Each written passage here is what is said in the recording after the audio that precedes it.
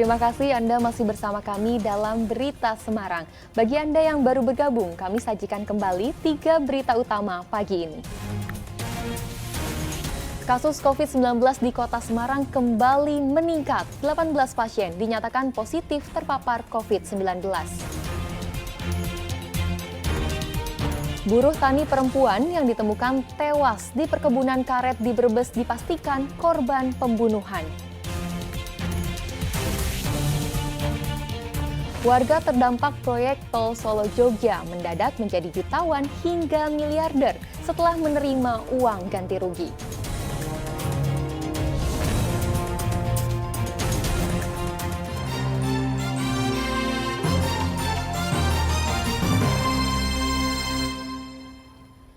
Warga terdampak proyek jalan tol Solo Jogja mendadak menjadi jutawan hingga miliarder setelah menerima uang ganti rugi. Mereka pun diserbu sales yang menawarkan kendaraan. Warga terdampak proyek jalan tol Solo Yogyakarta di Kabupaten Klaten mendadak seperti gula. Mereka diserbu para sales yang menawarkan berbagai jenis kendaraan. Para penjual kendaraan ini menyasar warga yang mendadak menjadi jutawan hingga miliarder karena sudah menerima uang ganti rugi di Kecamatan Polan Harjo, Karanganom, Delanggu, hingga Ngawen. Dalam sehari 20 mobil laku terjual. Kita tetap selalu jemput bola, karena kan di sini kan momen ya kurang punya duit, pasti kan sudah alokasi buat beli rumah sudah, buat beli ganti tanah sudah, kan masih ada sisa juga. Karena kan mobil sekarang kan jadi kebutuhan pokok juga. Badan Pertanahan Nasional Klaten mendata sudah 58% warga terdampak yang telah menerima uang ganti rugi dengan total 1.051 miliar rupiah. Nilainya 1,51 miliar, jadi 1 triliun 51 miliar sekian juta. Ya, di 19 desa. Di berapa kecamatan? Di berarti kan kalau Ngawen 8, sekitar 8 kecamatan. Pak, untuk targetnya untuk tahun ini berapa? Untuk tahun ini diusahakan nanti untuk pembahasan lain sudah clear and clean. Jadi dalam arti untuk tahun ini diusahakan insya Allah sampai Prambanan nanti sudah bisa kita realisasi. Salah satu warga yang mengaku mendapat uang ganti rugi sebesar 7,5 miliar rupiah atas 5 bidang tanah seluas 1 hektar yang digunakan sebagai jalan tol. Enggak, saya kan pengusaha Pak, tak masukkan dalam perusahaan. Kan dalam COVID kemarin kita kan keuangannya kan terganggu ya. Nah, ini kebetulan ada dana khusus ini, agak ringan. Usahanya dalam bidang apa? Pencetakan. Ada 47 bidang tanah warga di Desa Ngawen yang dibebaskan untuk proyek tersebut dan telah dibayar senilai 51 miliar rupiah. Sementara di Desa PP terdapat 2 bidang tanah dengan nilai 1,6 miliar rupiah. Krisna Agung melaporkan dari Kabupaten Klaten. Warga Klaten memiliki cara unik untuk mendesak pemerintah memperbaiki jalan rusak. Seperti apa? Berikut liputannya. Pemandangan berbeda terlihat di Jalan Raya Kepoh Juriwing di Desa Balurejo, Juriwing, Klaten pada Senin siang. Kondisi jalan rusak dijadikan media mural bergambar burung. Mural jalan rusak kemudian viral di media sosial setelah diunggah salah satu akun di Instagram. Seni mural menjadi pilihan terakhir warga untuk bersuara karena jalan rusak tak kunjung diperbaiki. Kondisi jalan seperti ini sudah berlangsung selama 1 tahun dan telah banyak jatuh korban akibat kecelakaan. Setiap titik jalan rusak dijadikan media mural sebagai pengingat bagi pengendara bila jalan berlubang sehingga bisa mencegah terjadinya kecelakaan. Bikin lagi di lubang yang itu menimbulkan resiko kecelakaan gitu. Kalau orang luar, pokoknya di daerah luar sini atau truk atau box itu, pas suaranya itu kayak ya orang kecelakaan gitu kan.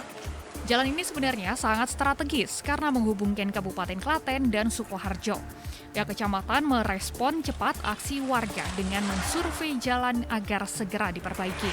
Rusak sudah karena juga itu merupakan jalur padat lalu lintas khususnya jalur galian golongan C yang mana dengan curah hujan yang tinggi juga ini mempercepat jalan itu rusak. Langkah-langkah antisipasi sudah kami melaporkan kepada UPD terkait dalam hal Dinas PU. Perbaikan jalan dari Kepoh hingga Juwiring direncanakan masuk dalam rencana pembangunan tahun 2022 ini. Krisna Agung melaporkan dari Kabupaten Klaten. Wali Kota Solo Gibran Raka Buming Raka siap diperiksa KPK terkait dugaan korupsi yang dilaporkan seorang dosen Universitas Negeri Jakarta. Putra sulung Presiden Jokowi ini mengaku belum menerima informasi resmi dari KPK bila dirinya dilaporkan terlibat kasus dugaan korupsi. Meski demikian, Gibran mengaku siap mendatangi kantor KPK jika suatu waktu dipanggil dan dimintai keterangan. Sebelumnya, dosen Universitas Negeri Jakarta Ubedillah Badirun melaporkan Gibran dan adiknya Kaisang atas dugaan kasus KKN dengan perusahaan yang terlibat pembakaran hutan dan pencucian uang. Soal pembakaran hutan. Iya. Masa lalunya itu. 2019 itu, Mas. Memberi saham senilai 98 miliar. Ya sih. Nanti takon Kaisang ya. Tapi intinya enggak masalah. Mau dilaporkan. Ada laporan itu? Ya silakan dilaporkan. Kalau salah ya. Berarti siap. Kami siap. Semua itu. Tapi saat itu memang nggak ngecek seperti apa di belakangnya ternyata ada pembakaran hutan itu belum tahu. Untuk masalah track recordnya ya tanya Kaisang. Beralih ke informasi ringan, pandemi COVID-19 membuat perajin jilbab lukis di Kota Solo berinovasi. Mereka membuat paket jilbab lukis dengan masker lukis. Dampak COVID-19 ikut memukul para perajin jilbab lukis di Kota Solo. Namun para perajin tidak menyerah. Mereka berinovasi agar jilbab lukis bisa kembali terjual di pasaran. Yani Mardianto, selama pandemi ia membuat terobosan dengan membuat paket jilbab lukis dengan masker lukis menjadi satu paket. Jilbab dan masker lukis dibuat sedemikian rupa sehingga bisa menarik minat pembeli. Motif bunga paling dominan dipilih. Terobosan Yani mendapat respon dari pasar sehingga pemesan kembali meningkat meski tidak sebesar seperti pada tahun-tahun sebelum pandemi. Membuat satu masker yang matching dengan jilbabnya. Jadi satu jilbab itu sama satu masker kita jual 80.000. Tapi responnya sudah sangat luar biasa. Pak, gimana Pak? Ya jelas kalau masker terus terang karena pas pandemi corona. Cuma kalau yang lainnya seperti jilbab dan lain-lain itu memang kita setiap hari masih produksi terus. Jilbab dan masker lukis berbahan cat akrilik. Bahan ini tidak mudah luntur. Sehari bisa memproduksi 20 paket jilbab dan masker lukis. Harga sepaket jilbab dan masker lukis ini dipatok Rp80.000. Dari Prasetyo melaporkan dari Kota Solo. Dan informasi tadi mengakhiri jumpa kita pagi ini. Atas nama rekan yang bertugas, saya Tia Anissa mengucapkan terima kasih atas kebersamaan Anda. Selamat pagi, selamat beraktivitas, dan sampai jumpa.